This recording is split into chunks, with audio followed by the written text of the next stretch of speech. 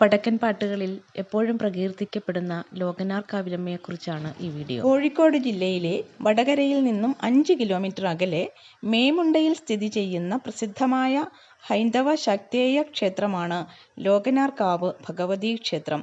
പ്രധാന പ്രതിഷ്ഠ ജഗദീശ്വരിയും സാക്ഷാൽ ആദിപരാശക്തിയുമായ ദുർഗാ ഭഗവതിയാണ്. ലോകനാർകാവിലമ്മ അഥവാ ലോകാംബിക എന്നാണ് ഭഗവതി അറിയപ്പെടുന്നത്. ഭദ്രകാളി, മഹാലക്ഷ്മി, മഹാസരസ്വതി എന്നീ 3 പ്രധാന ഭാവങ്ങളുടെ ഐക്യരൂപത്തിൽ ഭഗവതി ആരാധിക്കപ്പെടുന്നു. വടക്കൻ പാട്ടുകളിലെ ആരാധനാമൂർത്തിയായ ലോകനാർകാവിലമ്മ തച്ചോളി തറവാടിൻ്റെ പരദേവതയാണ്. കേരളത്തിലേക്ക് കുടിയേറിയ 500 ആര്യൻ നാഗരികരുടെ കുടുംബക്ഷേത്രമാണിത് എന്നാണ് പറയപ്പെടുന്നത്. മഹാവിഷ്ണു, ഭഗവതി, പരമശിവൻ എന്നീ 3 പ്രധാന ദേവതകൾക്കായി സമർപ്പിച്ചിരിക്കുന്ന ക്ഷേത്രമാണിത്. 3 ക്ഷേത്രങ്ങൾക്കും അവരുടേതായ പ്രത്യേക ശ്രീകോവിൽ, ആചാരങ്ങൾ, ഉത്സവങ്ങൾ എന്നിവയുണ്ട്. ഏറ്റവും പഴക്കം ചെന്ന വിഗ്രഹം ചതുർബാഹുവായ മഹാവിഷ്ണുവിൻ്റേതാണ്. വിഗ്രഹപ്രതിഷ്ഠ നടത്തിയത് പരശുരാമനാണെന്ന് ഐതിഹ്യം. പരമശിവനെ ശിവലിംഗ രൂപത്തിലാണ് ആരാധിക്കുന്നത്. ഭഗവതിയുടെ പ്രതിഷ്ഠ മണിത്തൂണാണ്. കിഴക്കോട്ടാണ് ഭഗവതിയുടെ ദർശനം. വടക്കൻ പാട്ടുകളിൽ നിറഞ്ഞുനിന്ന തച്ചോളിയോദയനൻ ദിവസേന ഇവിടെ ആരാധിച്ചിരുന്നതായി ഐതിഹ്യമുള്ളതിനാൽ ഈ ക്ഷേത്രത്തിന് ചരിത്രപരമായ പ്രാധാന്യവും കൂടിയുണ്ട്. അരങ്ങേറ്റത്തിന് മുൻപ് എല്ലാ കളരിപ്പയറ്റ് വിദ്യാർത്ഥികളും ഈ ക്ഷേത്രത്തിലെത്തി വണങ്ങുന്ന ഒരു പതിവുണ്ട്. ഭഗവതിയുടെ സ്തുതിഗീതം പാടാനുള്ള പാട്ടുപുര ക്ഷേത്രത്തിന് സമീപം തന്നെയുണ്ട്.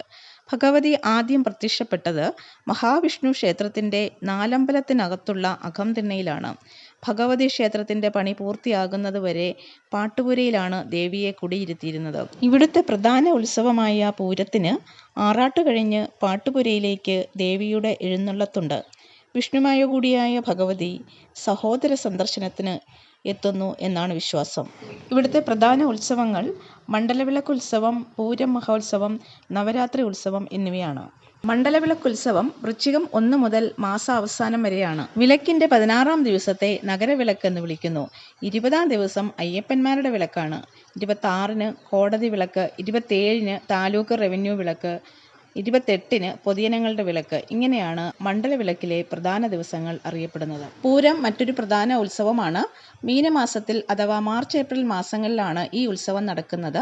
ഒരാഴ്ച നീണ്ടു നിൽക്കുന്ന ആഘോഷങ്ങൾ രോഹിണി നക്ഷത്രത്തിൽ കൊടിയേറ്റം എന്നറിയപ്പെടുന്ന പതാക ഉയർത്തൽ ചടങ്ങോടെ ആരംഭിച്ച് ആറാട്ടോടെ അവസാനിക്കുന്നു. പുരുഷന്മാർ അവതരിപ്പിക്കുന്ന പൂരക്കളി അഥവാ തച്ചോളിക്കളി എന്ന നൃത്തരൂപം ഈ ഉത്സവത്തിൻ്റെ മാത്രം പ്രത്യേകതയാണ്.